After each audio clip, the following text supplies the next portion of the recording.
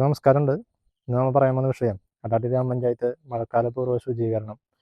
Ward തല ശുചീകരണ പ്രവർത്തനവുമായി ബന്ധപ്പെട്ട് പല വാർഡുകളിലും ശുചീകരണ പ്രവർത്തനം നടന്നിട്ടുണ്ടായിരുന്നു. പക്ഷേ ഈ പദ്ധതി വെറും പ്രഹസനം മാത്രമായി നടത്തിയെന്നാണ് അറിയാൻ കഴിഞ്ഞത്. കാരണം നമ്മുടെ അട്ടാട്ടി ഗ്രാമപഞ്ചായത്തിൽ 20 വാർഡുകളാണുള്ളത്. ഈ 20 വാർഡുകളിലും ഈ ശുചീകരണ പ്രവൃത്തികൾ എത്തിയിട്ടില്ല എന്നാണ് കാണാൻ കഴിഞ്ഞത്. ആകെ 4 വാർഡുകൾ മാത്രമാണ് ഈ ശുചീകരണ പ്രവർത്തനം നടത്തിയിട്ടുള്ളത് എന്നാണ് ഇപ്പോൾ അറിഞ്ഞിട്ടുള്ള വ്യക്തത.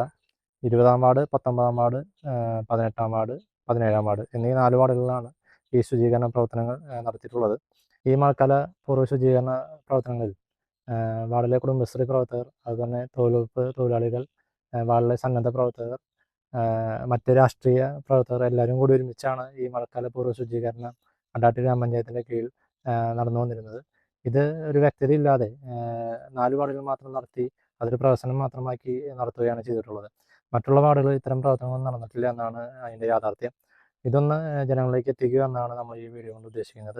വെറും പ്രഹസനം മാത്രമാക്കിക്കൊണ്ട് മീഡിയ ചാനലുകളിലും പിന്നെ അതുപോലെ തന്നെ പേപ്പറുകളിലും പേര് ലഭിക്കാൻ വേണ്ടി മാത്രം ഇത്തരം പ്രവൃത്തികൾ നടത്തിക്കൊണ്ട്, ഇത്തരം പദ്ധതികൾ നടത്തിക്കൊണ്ട് ജനങ്ങളെ കബളിപ്പിക്കുന്ന ഒരു പ്രവണതയാണ് അട്ടാട്ടി ഗ്രാമപഞ്ചായത്തിലെ ഭരണസമിതി ഇപ്പോൾ നടത്തിക്കൊണ്ടിരിക്കുന്നതെന്നാണ് എനിക്കിവിടെ സൂചിപ്പിക്കാനുള്ളത്.